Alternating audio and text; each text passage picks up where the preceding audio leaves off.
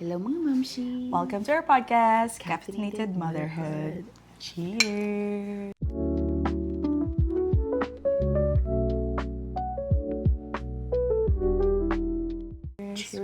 Cheers! Hot coffee kami today. Hagyan na magkaroon ng hot coffee. Muntik nang hindi. Good morning, good afternoon, and good evening. Let's just focus ourselves to AJ because it's her birthday this upcoming week. Di ba focus to? Sa Tuesday. Yeah. Sa Tuesday yung Humiling birthday ko, guys. No! Wednesday. April 8. 7 pala. Oo nga pala. Pagkahala. Ikaw ang 8. Oo nga pala, ganun pala. It's my birthday month. Yeah, guys. Let's just greet happy birthday, Mom. She AJ! 3030. Oh my gosh, you're old. At dahil 30, ang pag-uusapan natin ay... Dahil pumapasok na tayo sa trentahin, ang pag-uusapan natin ay... Tungkol Ano sa pag- daycare. Hindi siya connected. Hindi guys, ang topic natin for today is daycare and going back to work. Si Chia matagal na siya nag-go back to work, pero since going back to work ako, it would be like a mixture of like, ano ba yung nafe-feel ko na go back na ako sa work, ano ba yung na-feel niya, how is she doing now, yung mga ganang-ganang etches lang. So, grab your drink, grab any coffee, tea, whatever you wanna, and let's chatty chat. Okay, so, backstory, matagal na talaga ako naghahanap ng daycare. And, medyo mahirap siya kasi gusto ko like home care, hindi yung traditional daycare. Oo. So, medyo mahirap. Tapos, lahat ng licensed, full. Like yung 10 per day, full sila. So, very hard na makahanap ngayon. Right now, si Sisi hindi naka-daycare, di ba? Or how is that working sa inyo? With Xavier naman, we are lucky to have our parents, or like my dad, na maalagaan siya, at saka si mommy. Pero, recently, we had to. Like, parang iniisip naman na namin talaga na mag-daycare siya. Kasi, hindi na umaayos sa situation, like sa schedule, I mean. Kasi si Franz, babalik na rin siya ng office ng Monday and Friday. So, we need someone na mag-aalaga sa kanya ng Monday and Friday. So, dun pa lang pumasok yung daycare na word sa amin this year. Pero the past few years, ng 1-year-old siya, okay naman kami. And hindi, syempre, pag okay sa schedule, syempre hindi mo naanahan yung daycare. Like, wala akong stress sa ganung bagay until like, hindi na talaga nagwo-workout. And then, yeah, yun, sagot ko ba yung question mo? Ang init, shit. Before nung, gusto mo mo i-daycare si Sisi or Gusto mong more on Feel ko, nung una hindi. Kasi parang, ang dami kasing factor na parang, madali siya makakatch ng virus? sakit. Oo. Si Sisi, Kasi madaming bata sa daycare, kaya isa na rin yun sa parang fear ng isang mother na magkakasakit agad yung anak mo. And like, at saka yung separation anxiety nyo siguro, nandun din. So I guess that's why yung mga mother is hirap din i-let go ang isang bata papuntang daycare. Pero they have to kasi wala silang choice with their schedule. Ikaw, di ba? Ganun yung... Yeah. Kasi yung sa akin is like work from home. Although work from home kami, parang hindi ko din siya matututukan. Or madidistract ako sa kanya kasi pupunta sa office. Kasi ngayon pa lang pumupunta siya lagi ng office ni Teach. Tapos laging tada. Gaganon siya. Ang pakaingay pa ni Avery. Eh, nagsisell kami through the phone. So, hindi siya feasible na nasa bahay siya with us. Kasi, tawag dito. Kasi nga, either madidistract kami sa kanya and wala akong magagawa sa work. Or, ano ba sinasabi ko? Ang aga pa kasi. Guys, ang aga kasi. Wait, ano sabi ko? About sa work, hindi mo siya matutukan? Ayun, hindi ko siya matututukan masyado. So, Sinabi ni Tej na Na? gotta find daycare. Pero like, when, kung kayo work from home and like parang just thinking na you guys are about to put, hindi na makapag-isip, Avery sa daycare, ano yung solution mo para hindi siya makapunta sa daycare? At that moment or time? Dapat kasi aalagaan siya ng kapatid ko. Like si Julian. From May to September. And then magre-retire na kasi yung mom ni Tej. So, i-ask ko Originally. dapat if pwedeng tingnan-tingnan si Avery. Kasi if ever, like, ano lang naman saglit lang naman. Kasi ano oras gumigising yan 9, 10. Mapalunch na ako. Alam mo yun, so maybe it can work na hapon lang si Avery. Yung mga ganun ba? So, ayun yun, kaso yung kapatid ko nag-spring class. Nag-spring class. So, biglang Nagbago ang... may school daw. Gumuho ang mundo ko. Siyempre, like, inisip mo parang nasa bahay lang anak ko. May occasional na lalabas sila. Maglalaro sila somewhere, ganyan-ganyan. Tapos biglang, hindi pala, kailangan ko palang maghanap ng random person to watch over my, alam mo yun? Yeah. So, minessage ko, luckily, meron na akong kakilalang mom na nagde-daycare yung anak niya. Tapos matagal ko na siyang kinausap na ilagay si Avery sa waitlist. Tapos nung tinanong ko siya, sabi niya may spot na daw si Avery. So, ayun, medyo nakampante yung ano ko na hindi na ako maghahanap. And at least may kakilala ako na So, it pinagkakatiwala niya dun yung anak niya. So, Oo. it helps a little bit. Yeah, it helps pag meron ka syempreng matagal nang nagpapaano doon. Although it sounds bad, parang tinesting mo muna sila. Oo. Pero hindi, doon kasi yung yung peace of mind mo na kung siya kaya ng iwan. I think like okay lang din, safe lang din naman iwan. 'Di ba? At saka yung at least meron kang isang kakilalang bata doon na makakasama ng anak mo. So, ano ang pinakamahirap na transition from just Going taking back care of baby to going back to work for you when you went through it? Pinakamahirap. Ay, napag-usapan na natin to yata. But ang pinakamahirap for me is siguro yung pag throughout the day, nami-miss ko lang si Xavier. Like, just randomly. It may sound like parang, miss lang naman yun. Pero syempre, pag nakakaano din nakaka-guilty na parang hindi ko nakikita yung ginagawa ni Xavier at saka iba yung nakakakita. So, parang feel ko nadadayaan ako. Parang ganun. Yun yung sa akin. Although, like, yung transition ko kasi, guys, ng pag-going back to work was positively, gustong-gusto ko siya. Kasi na-find ko nga yung sarili ko doon na, ay, may work nga pala ako, hindi lang pala ako nag-aalaga. Pero, syempre, may times din doon na sumisingit na, I missed out on something with Xavier. Yeah. I feel like, nung sinabi, ka na din. hindi, para akong, nung sinabi nung friend namin na, may spot doon si Avery. Sabi, may spot na daw doon si Avery, ganyan-ganyan. Para akong, as much na gusto mong parang, may spot na. Meron ding part sa akin na parang, bakit may spot? Kasi kung walang spot, wala kaming choice, di ba? Stay ako. Alam mo yun, parang, ako, kakainis naman, ba't nagka-spot? Pero like, umiyak talaga ako nung sinabing, hindi pa nangyayari, wala pang nangyayari. Umiyak na ako, like parang nag-breakdown ako kay TJ na sabi ko, I don't wanna put her to daycare. Sabi ko, kasi nga, parang, alam mo yun, like parang, kasi ang laging sinasabi ng mga tao is like, once lang sila maliit. And habang lumalaki na sila ngayon, nararamdaman mo talaga na, parang grinigrief mo yung old, like yung younger self nila na hindi mo na makikita ever uli. So for me na parang, throughout the, like Monday to Friday, let's say 8 to 5 siya doon. Tapos from 5 to 8 lang siya sa akin talaga. Tapos tutulog na siya. Tapos ganun. Yung thought na yun na parang ang unti ng time ko.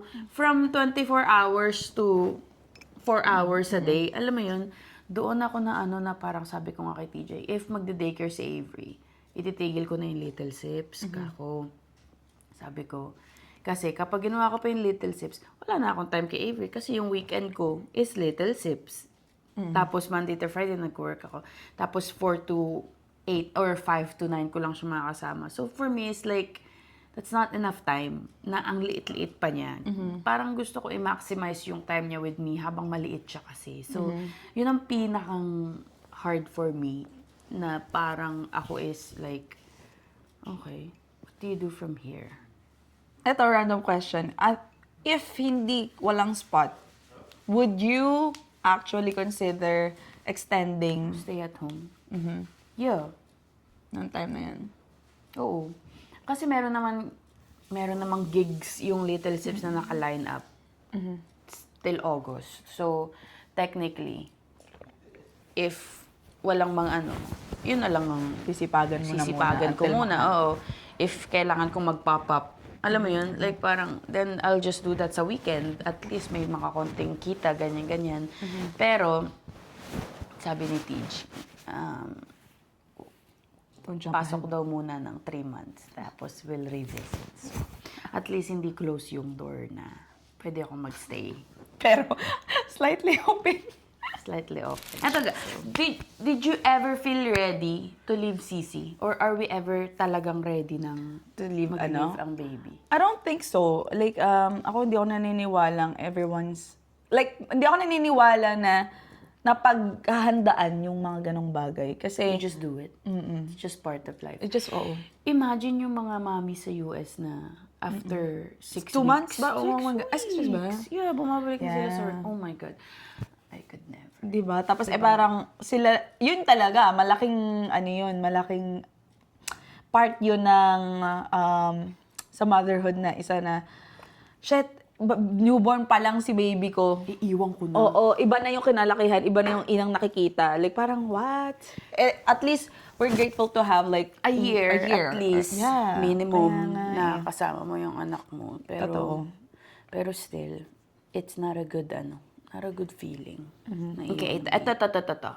Since barehas na tayo nag-look ng daycare right now, ano yung mga minimum requirement mo Sa daycare. sa daycare na tinitingnan mo and you have to have those para mag-choose ka ng daycare? I think, unang-una, halimbawa, like, parang pa-daycare, gusto ko syempre i-visit muna yung place and see if it's a safe place for my kid. Kasi, kailangan ka naman yung anak mo, so kailangan mong tingnan kung, ay, aakyat ba to dito? Ito ba is mababagsakan neto? Yung mga ganong bagay, safe ba tong spot na to? Like, paano yung routine nila with their mga inaalagaan? Ilan yung inaalagaan nila? May mga aso ba? 'Di ba? Tapos, ano pa ba? Yung attitude nung Mga alaga, nung nag-aalaga, like parang happy ba sila? Like, yung ganon. Kasi, ang hirap, kasi kailangan mong pagkatiwalaan yung environment and yung mag-aalaga para maging peace yung utak mo. So, ako naman, hindi ako wala naman ako parang very detailed, pero, siguro as soon as nakapasok ako doon and like, I felt like, okay, I think this is okay, ganun. Wala akong nakikitang ikapapahamak ni Xavier. I guess yun yung sagot ko doon. Ako din ganun. Parang, syempre, i-assess mo siya. Nag-visits kasi kami sa dalawang daycare yung na-visits ko. Tapos, syempre, titingnan mo muna, like, yung structure ng bahay, saan sila most of the day. Tapos, ang gusto kong makita na hindi ko pa nakikita is yung mga batang kasama nila. Kasi, meron akong kakilalang mami na inalis niya dun sa home care yung anak niya kasi medyo aggressive yung mga bata. So, feeling ko, like, maganda din siyang, like, i-visit nang nandun yung mga alaga. Just to kind of see you're yung right. mga bata na kasama ng anak mo throughout. Kasi, syempre, mabilis silang mag-pick up, diba? So, for the most part, sila yung magiging kasama and magkaka-pick up sila ng kung ano man doon. So, gusto mo, like, parang okay din yung mga bata or walang aggressive na bata. Tapos, meron kami pinuntahan, may aso. Sabi ko, anong gagawin ng aso kapag ganyan? Sabi, i-crate daw, ganyan. So, hindi nakampante kami doon kasi nga si Avery ay medyo rough siya kay Chewy. Minsan pinapalo niya mukha ni Chewy or si Chewy very sanay na sa kanya. So, Sa ibang aso, baka Parang hindi. baka mag-iba ng reaction, ganyan-ganyan. Tapos lagi kong tinitingnan, syempre malinis ba yung bahay? True. Oo nga, mamaya kung ano yung mga i-pick up nung anak Yeah. mo tapos kakainin. Tapos, ang iniisip ko pa, yung isang house, sobrang linis, very spacious. Tapos yung isa, maliit lang siya. Tapos, scattered yung toys. Tapos makikita mo talaga ang daing toys. Tapos so ako parang, You're like in the middle. do I go sa cleaner? Medyo vibe ko na parang Montessori na mag-ano ng toys, ganyan-ganyan. Or do I go dun sa ano na 12 years experience. Ito pa, yung experience. Siyempre, gusto mong malaman na may experience ba sila mag-alaga ng multiple kids. Yeah, yeah. So, meron parang may new na bago, ganyan-ganyan. Pero, first time niya. Or doon ka ba sa 12 years na medyo, ano mo yun, like, restricted. I don't know. There's so many things na parang, and you can't find yung talagang gusto mo na, ito, it checks all the boxes. I don't think you'll find that. Yeah. I think you just have to compromise. But then, yung i-compromise mo is like, Yung top 3 nandun. yeah. So, guys, mahirap Mahirap mag-daycare. I think, ngayon, if buntis ka na ngayon, isipin mo na yung mga bagay na what's gonna make you feel at peace if ever na kailangan mo i-daycare yung anak mo para kapag yung time na maghanap, alam mo na. Kasi ako parang hindi ko siya inisip until now. You need, yeah. Yeah. Which is like, I don't think is a smart move. Kasi ngayon parang magsasettle na lang ako kung ano yung Nandyan. So, yeah. Eto, what surprised you about daycare once it starts? Or what do you think might surprise you? I think that was a question for us. I feel like masusurprise ako sa na mas mahihirapan ako mag-adjust kaysa kay Avery. Kasi si Avery ngayon is like, pag iniwan mo siya sa, very na siya eh, parang naglalaro siya, ganyan-ganyan. Minsan nakakalimutan niya na wala ako. So, parang yun yung biggest surprise for me is like, yung adjustment period namin dalawa is parang, it's more for me than for her. Kasi ang laging sinasabi sa akin is, masusurprise ka kasi, kahit pag inaalagaan ni mami, yan, minsan may sasabihin na, humiga lang yan sa tabi ko, tas tinapik ko lang, tas natulog na. Sabi ko, hindi yun anak ko, hindi ganun si... Alam mo yun, parang sabi nila, nag-iibang anyo daw sila kapag wala yung mami. So, feeling ko, yun yung pinakang info na parang, talaga? Yun yung aking na parang, talaga ba? Yan, na they're very adaptable if you just let them. I think for me, ang naiisip ko dyan, what will surprise me is like, it's not too bad at all to put sila sa daycare. Ang nasa isip ko niyan na parang, para akong naghahatid sa school. Kasi, to be honest, gusto ko talaga si Xavier i-daycare kasi alam ko madami siyang matututunan and para lang, I think it's the first step to, Letting go. to letting go, oo. Kasi, although na nag-workout ngayon and syempre nakakatipid din na hindi ka nagde-daycare, pero other half of me is telling me na I should put him kasi parang para lang ma-socialize and then ganun talagang life eh. Kasi eventually naman talaga ibibigay mo sila sa someone, like ile-let go nyo siya, tas matututo siyang mag-isa. Like kailangan yung i-let them, i-let go sila. So, yun yung magsusurprise sa akin na although it sounded so bad na parang hindi ko makikita yung milestones niya and stuff. Pero I think on the other hand naman, ma-amaze ako kung paano mag-grow yung anak ko na dahil inilagay ko siya sa daycare and like ang dami niyang natututunan and bigla na lang pag-uwi, ay, alam mo na to kung like alam mo yung gano'n, yung so masusurprise ka talaga sa lahat. So, ayun, yun yung sa akin. Yeah. Nung sinabi niya nga, sabi na, nung nag-breakdown ako, sabi ni TJ, you gotta ask someone else who's done it. Kasi, parang everyone goes through it. Merong mga na parang if you want to make it work naman, you can make it work eh. Pero like yung benefit din ng nasa socialize siya na I don't know. I feel like the biggest adjustment talaga is sa mommies. Yeah. More than anything talaga. Like parang iyon talaga. Ang password. Nung bumalik ka sa work, na-guilty ka ba? At all? Nung bumalik ako sa work, 50-50 akong guilty. Ikaw, what do you think? Well, Ako parang 100 akong guilty. guilty. I don't know, parang kasi sa buong 1 year and a half ang identity mo lang is like mommy ka lang eh. So yung idea na you're gonna do something else, parang mali siya. Sa Alam mo una yun? lang yun, bitch. Yun nga, I know. Pero like, for me right now, parang Ganun. iniisip ko pa lang na I'm gonna do something else. Parang mali. In a way na parang I shouldn't be doing that. Parang ganun. So, feeling ko magigilty ako. Nagigilty ako na, alam mo yun, Babalik ka sa work. babalik ako sa work, hindi na siya the same na mundo na parang, you know, like stay-at-home mommies lang tayo pag nag-anak na, ganyan. Hindi na tayo nasa mundong ganun. Which, inisip ko, sabi ko parang, paano kaya kung nandun tayo na parang, mommy ka lang? That's it. Yung parang, Kaya pala yung iba yung dream lang maging mommy. dream nilang maging mommy. Oo. Masaya maging mommy. Oo. Wait, so eto, how would you think you can, kasi ako, na-figure out ko na kung paano mag-balance with working and then mag-aalaga.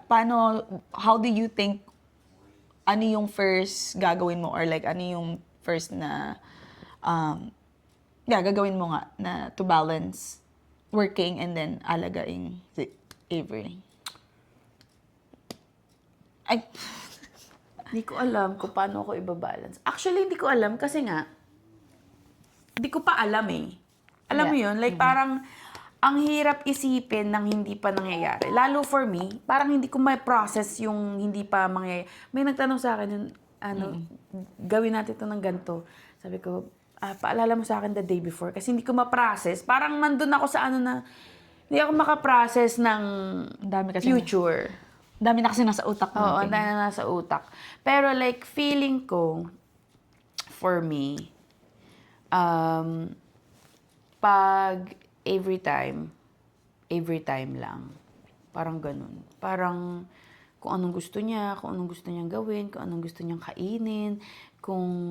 Yung weekends namin ngayon, minsan, pagigising sa umaga, hindi nagsa-cellphone. Yung umaga is like just hanging out, ganyan-ganyan. So, pinapractice ko na parang walang ibang distraction. Ang pinakang hindi ko mag-grasp is yung little sips nga. I think yun yung pinakang challenge ko right now is like, Hindi mo maipasok kung paano ko, ano pa. kasi kapag may event ka, Your although mind is- sometime is like 1 hour, 2 hours lang, merong mga 3 hours, ganyan. Kasi pag 3-hour event, technically, nagwo-work ka for at least 5 hours. The takedown and ano. Yeah, take down, set up, or at least like 6, depende kung saan. So, 5 to 6 hours yun. So, 5 to 6 hours na kagad akong, alam mo yun? Ano, yeah. Wala sa kanya. Tapos, by the time na nasa kanya na ako, basta, I feel like, the biggest thing na I have to make it work is, para mabalance ko siya is, just staying present dun sa mga time na allowed for me to be with her, to spend with her. So, feeling ko ayun ang aking biggest is like just being there. True. And not on my phone. Kasi sobrang addicted ako sa phone ko. Kailangan lagi ko siyang hawak. Kahit tatai ako, kailangan may phone. Yung parang Okay lang ganun. naman yan. Normal lang naman I yan. don't know. I feel like I'm too attached to my phone. Minsan kailangan ko talagang i-remind sarili ko na, huy, Bitawan tingnan mo mo yung naman. anak mo. Parang ganun.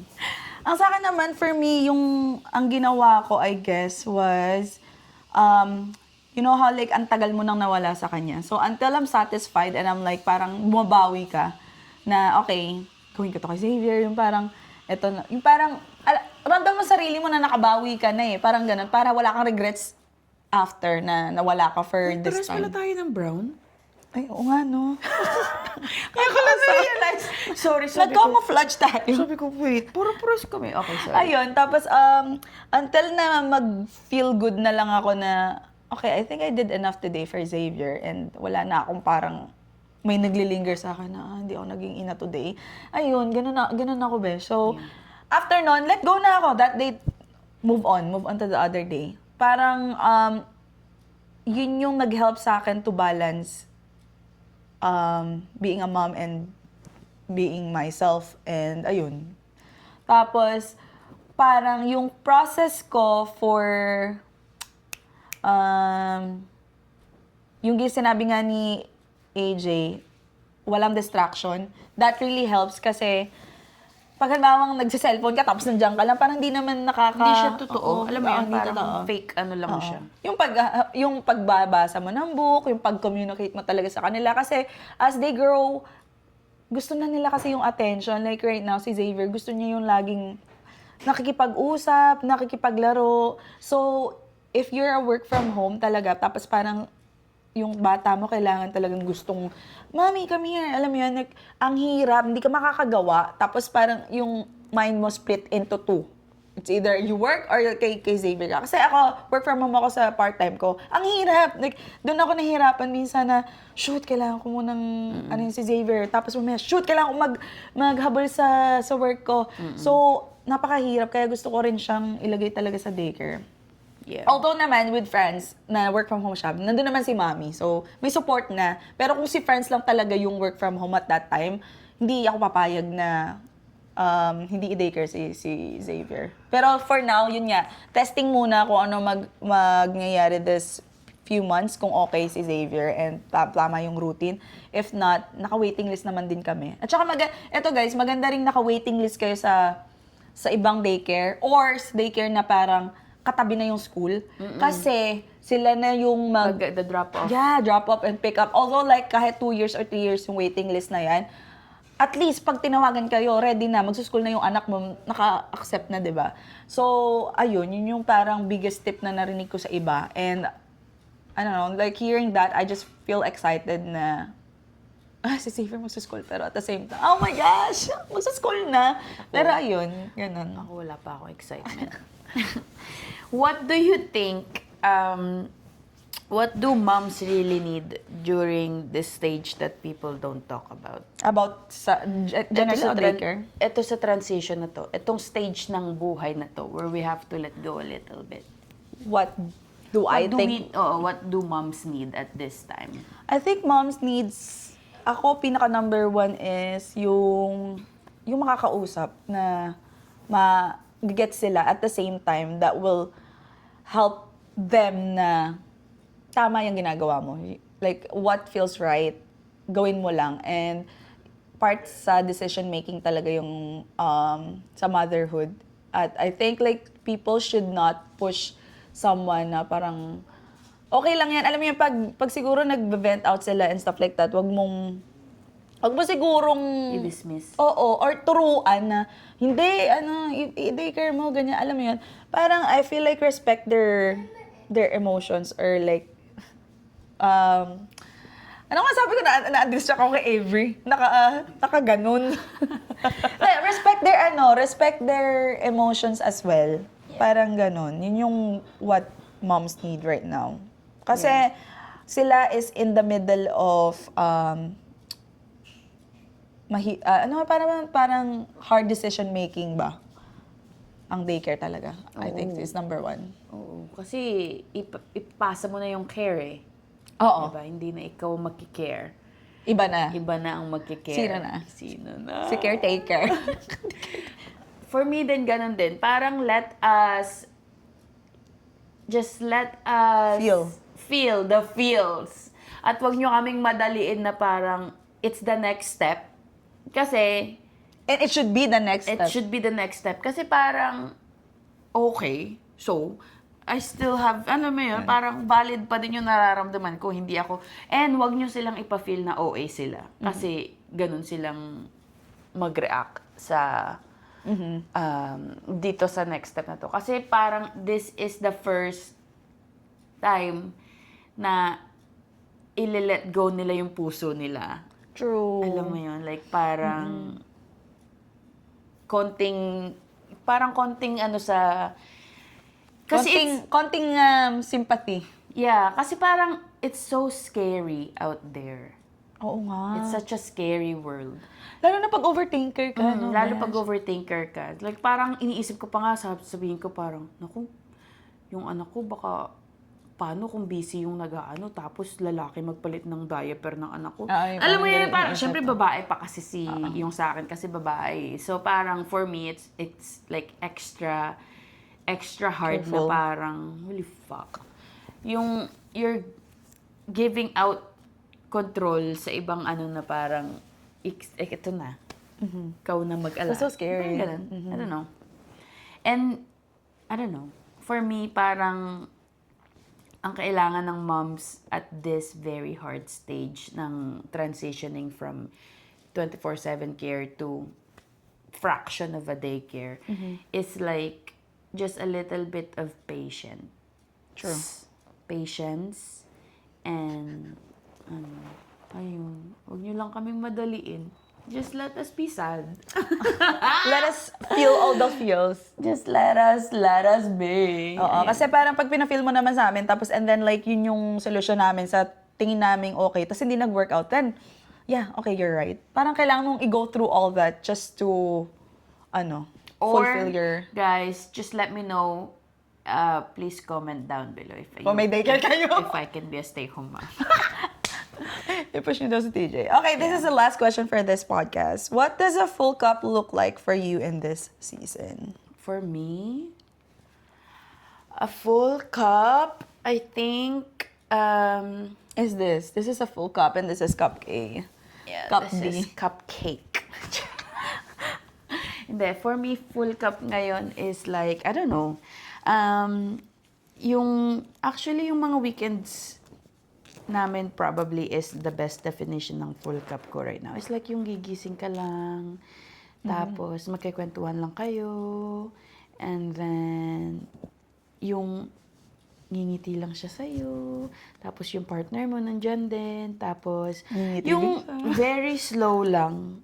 Like a very slow, I think like right now, it's a very slow living na parang you're just soaking in every moment. True. For me right now, yun yung aking full cup is like, if I get to have like the morning, like a slow morning with my babies, yun na. Full na ako. I'm full for the rest of the day. I don't need anything else. Ako, ang full cup for me is... Mutot. Ang full cup for me is yung, if I am to yung wala kang inaalala sa buong day. Na gumising ka, may plans kayo, nakapag-breakfast, walang iyak. Alam mo yun? Para bang, tapos kumakain ng ayos, nakaget kayo ng full sleep, tapos parang, wala, everything is like parang, everything is just perfect. Like, wala kang inaalala, wala kang alahan yung daycare, wala kang, like everything is just flowing na to the right keme. Hindi ko na alam kung paano i-end yun. Pero, yun sa akin. Kasi, time out. Kasi, I am in the middle of figuring out things with Xavier kasi magtuto na siya. So, parang ang nahihirapan ako is like yung changes. With I think yun yung na-realize ko na ang hirap pala pag may kino-compare na ganito dapat dati. Tapos ngayon, ganun, mag-change na naman. Like, kailangan ko mag-adapt. So, yun yung slowly accept ko na it's okay. Nagbibingi-bingihan na lang ako sa mga tantrums and stuff like that. Pero yun nga, yun yung full cup for me. And I hope na, I hope, Kaya mo yan. I think doon na natin Tapusin mo end na. yung sentence. Doon na lang sa before the I hope. Amazing. And then yes. that is it for That is it for today's today's podcast. pod. We just wanted to talk about yung going through it. Kasi parehas kami wala pa kaming Daycare. Wala pa kaming masabing experience sa daycare. Kasi parehas kaming lucky enough. Ako, 1.5 years na akong, Ako, almost 2 years. oo, almost 2 years na ako. Tapos siya is like, Yeah. magwa 1 year na sisising Walang daycare. oo, Yeah. wala ding daycare. So, lucky kami na hindi pa namin kailangang i-let go yung this part of our heart. Pero, coming up na. Parehas. Yeah. So, I think thought, we should have another episode pag parehas na kami ng situation about daycare, right? Yeah, we'll have update kapag... Yeah, I'll have updates, guys. Feeling ko naman it's gonna be okay. Yeah, we just thought na we'd talk about it kasi parang Yun yung mabigat sa loob. mabigat siya sa loob ng mga mommy and for future mommies and future if mag-iisip kayong mag-anak, eto talaga yung mga Number dapat one. isipin Number one before. decision making. Oo, parang before, para everything else is easier for you, not like last minute like us. I guess isama rin pala yun sa planning, no? Pag mag-aanak kayo. It should be in the planning, Hindi siya parang naiisip. Kasi parang ang naiisip mo lang if gusto mo mag-anak is like, Yung gap, nung or like, just the pregnancy itself. Oo. 'Di ba? Pero hindi mo naiisip postpartum, Sino mag-aalaga. Oo. financially, yung mga ganon, yung mga, anyways, maybe this is another episode para sa mga future mommies. Yung mga checklist na kailangan gawin. But, Yes. yeah, we thought we'd chat about daycare a little bit kasi it's a very hard topic. hard topic, hard decision making for mommies.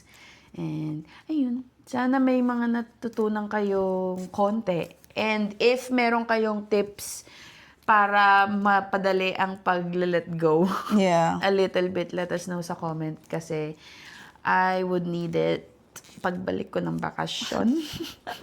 Kasi pagbalik ko ng bakasyon is magsa-start na kaming ipunta siya ng part-time para masanay siya sa environment. So, Yes. So, yan, guys. Thank you so much for listening for today's episode.